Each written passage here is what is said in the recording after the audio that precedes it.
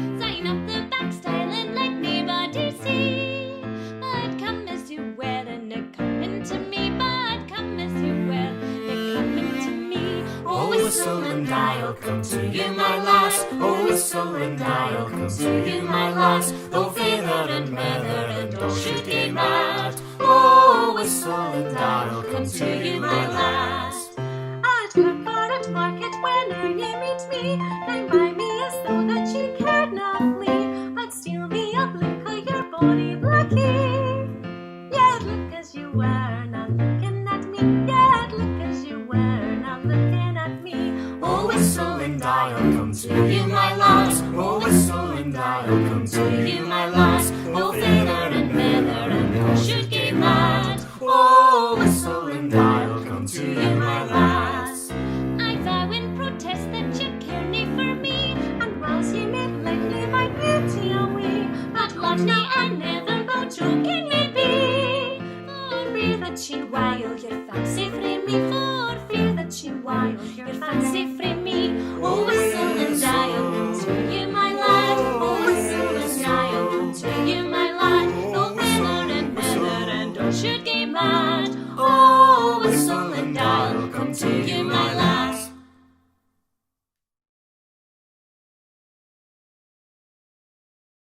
Hello folks, here are 10 interesting facts that you might not know about Robert Burns, and we're going to count down from 10 to 1. 10. Robert Burns was voted the greatest Scot in 2009 by STV viewers. He beat William Wallace, Sir Alexander Fleming and Robert the Bruce. Number 9. J.D. Salinger's famous 1951 novel Catcher in the Rye takes its title from the Burns poem Coming Through the Rye. Auld Lang Syne is recognised by the Guinness Book of World Records as one of the top 3 most popular songs in the English language. The other ones are Happy Birthday and Oh For He's a Jolly Good Fellow.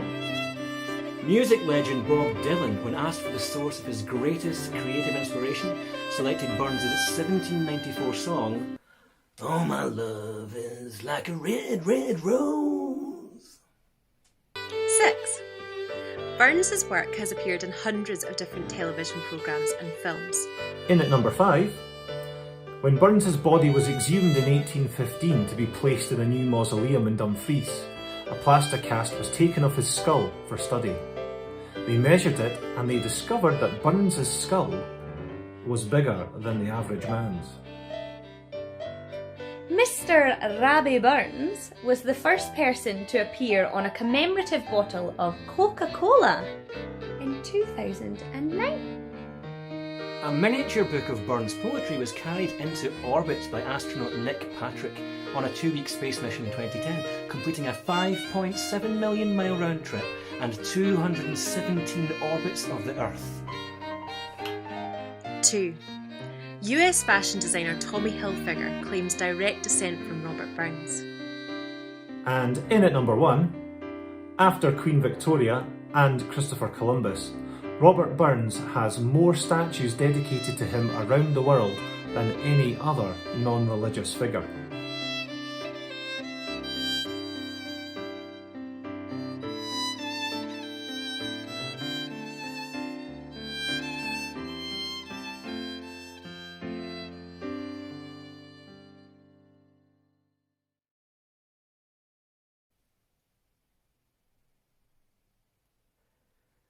Is there for honest poverty that hangs his head and all that? The coward slave, we pass him by, we'd all be poor for all that. For all that and all that, our toils obscure and all that. The rank is but the guinea's stamp, the man's the gowd for all that.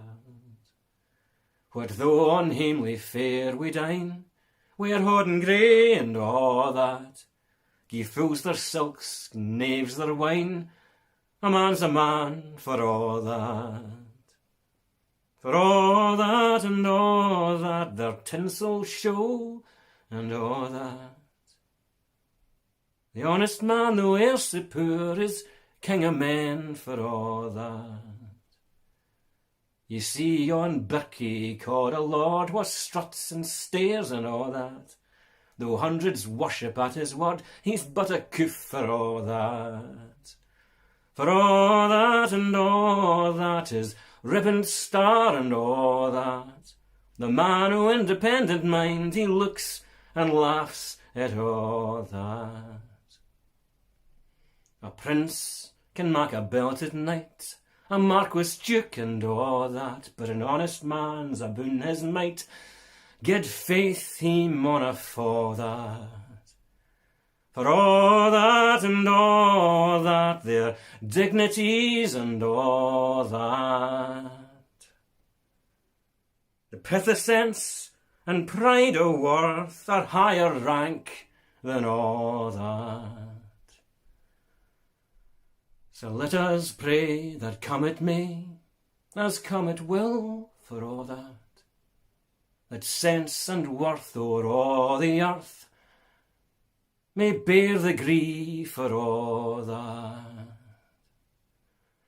For all that and all that, it's coming yet for all that man to man the world o'er shall brothers be for all that.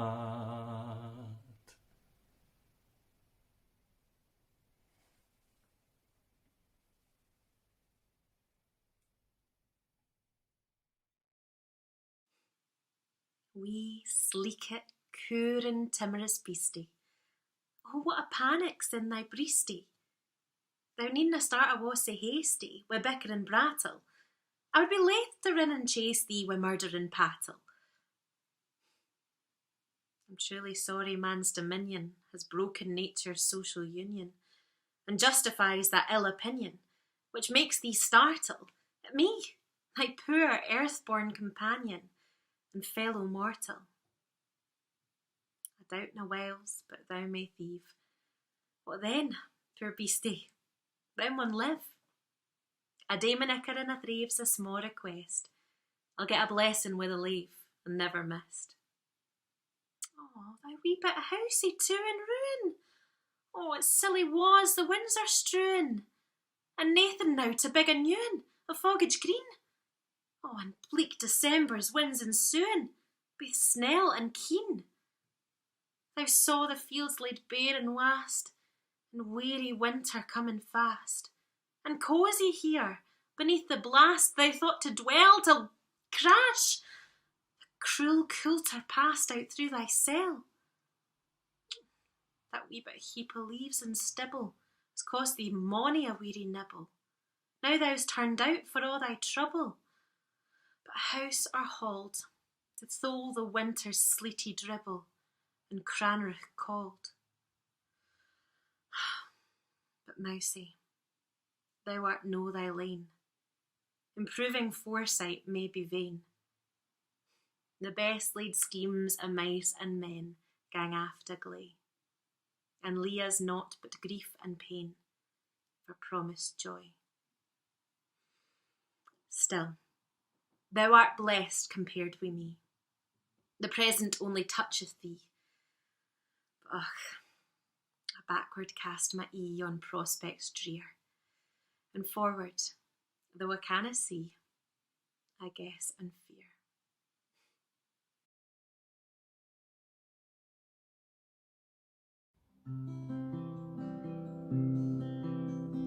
A fond kiss, and then we sever. A farewell, alas, forever. Deep in heart-wrung tears, I'll pledge thee. Warring sighs and groans, I'll wage thee.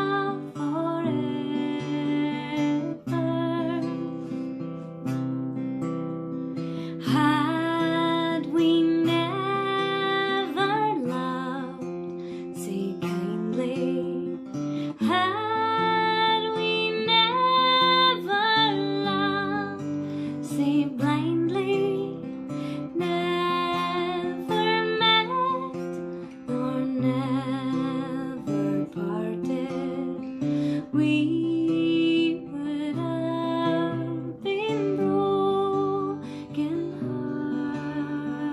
hearted. Fear thee will, my first and fairest. Fear thee will, my best and dearest. Thine belike joy and treasure, peace, enjoyment, love, and pleasure.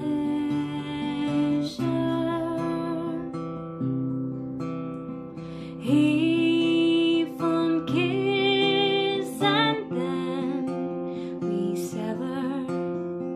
He farewell, alas, forever. Deep in heart and tears, I'll pledge thee.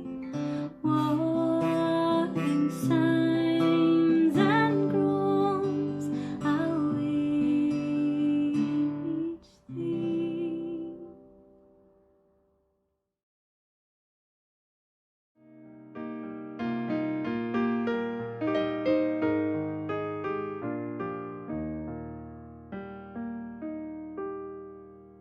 It was at a poetry reading that I first met Robert. My husband took me along as a treat. It was rather nice. We took along one of our chambermaids as well, young Jenny. Oh, she was a lovely young girl. Always very enthusiastic about life. She was never someone to hold back, and she always spoke up for herself. I think that's what I liked about her. I felt that she was destined for a life greater than the one she had. So I suggested to Mr. McElhose that we bring her along for a taste of some culture. I remember when Robert first came into the room. Although it was full of other people, and I was sitting right next to Jenny, who is by no means ugly. and I was sitting right next to Mrs. McElhose, who is by no means ugly. He instantly seemed to notice me. He gave me a little wink as he walked up to the centre of the room. Oh, I can't tell you how that made me feel. And he gave me a little wink as he walked up to the centre of the room. I can't tell you how that made me feel. My heart did a wee flip. Of course, Mrs. McElhose never noticed Jenny. a thing. Never noticed a thing. Well, thank you all for coming. It really is very humbling to see so many of you here today to listen to me. I'm not sure if I wasn't me that I would come here to see me, but you have, so thank you. I'm sorry, I'm really hungover. Now, Robert has agreed to answer some questions from the group. So, does anyone have anything they would like to know? It has been reported that after Mary Campbell died, you thought of moving away from Scotland. Why did you change your mind? Ah, the best laid schemes of mice and men gang after gley. You're right. I had planned on leaving for sunnier climates. And may I say what a lovely outfit you're wearing, madam. Oh, Thank you. My life wasn't heading in the direction I imagined it would. I thought leaving these shores would be the best thing I could do. However, fate played its part and I decided to stay in Scotland. I was then introduced to Mr. William Creech here, my Edinburgh publisher, who assures me there is good money to be made from my work. It's true. Creech convinced me to add more poems to my earlier edition and publish what is now known as the Edinburgh edition. Thanks to you lovely people, I am once again enjoying life, this wonderful city, and its wonderful ale. Mr. Burns, is it true that you write about real-life events in your poems? Madam, real life is the greatest source of inspiration for me. I write about what I know. In fact, a poem I am currently working on, Tam O'Shanter, is indeed taken from a real-life event that happened to me on my return from a local public house. Really? Wheel mounted on his grey mare, Meg, a better never lifted leg. Tam skelpit on through dub and mire, despising wind and rain and fire. Whilst hudding fast his good blue bonnet, whilst crooning o'er an old Scots sonnet, whilst glowering round wi' prudent cares, lest bogles catch him unawares. Boo! Kirkallyway was drawing nigh, where ghasts and hoolits nightly cry.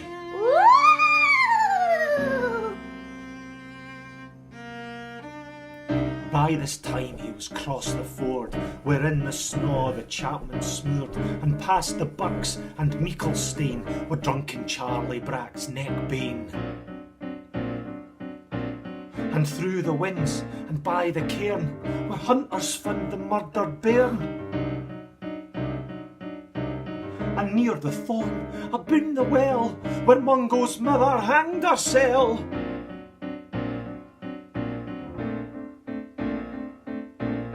Before him doom pours all the floods, the Dublin storm roars through the woods, the lightnings flash frae pole to pole, near and more near the thunders roll, when glimmering through the groaning trees, Kirkallyway seemed in a blaze.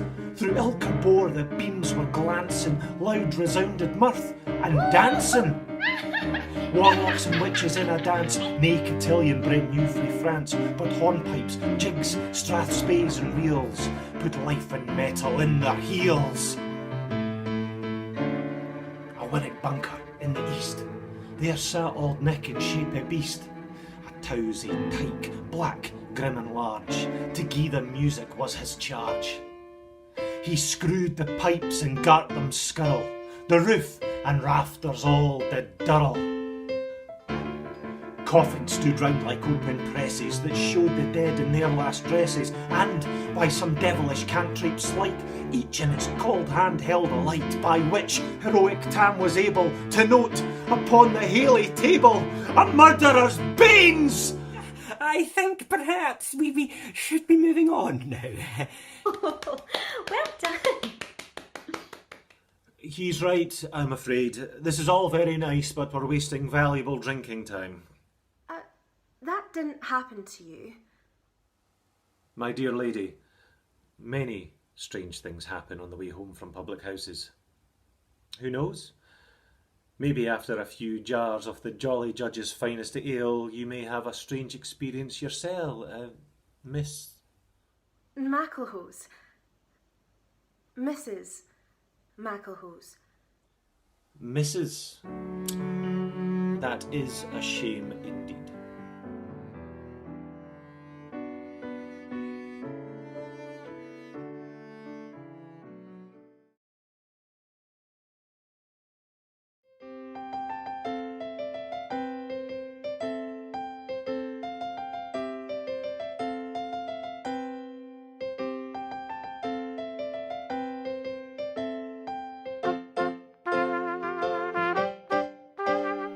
With awestruck thought and pitying tears I view that noble stately dome, where Scotia's kings of other years, famed heroes, had their royal home. Edina, Edina, Scotia's darling seat. Edina, Edina, Scotia's darling seat. All hail thy palaces and towers, where once beneath the monarch's feet sat legislation, sovereign powers. Sat legislation, sovereign powers. Marking wildly scattered flowers, as on the banks of Ayr I strayed, and singing low in the lingering hours I shelter in thy honest shade. Edina, Edina, Scotia's darling seat. Edina, Edina, Scotia's darling seat. With awestruck thought and pitying tears I view that noble stately dome, where Scotia's kings of other years, famed heroes, had their royal home. Edina, Edina, Scotia's darling seat. Edina, Edina, Scotia's darling seat.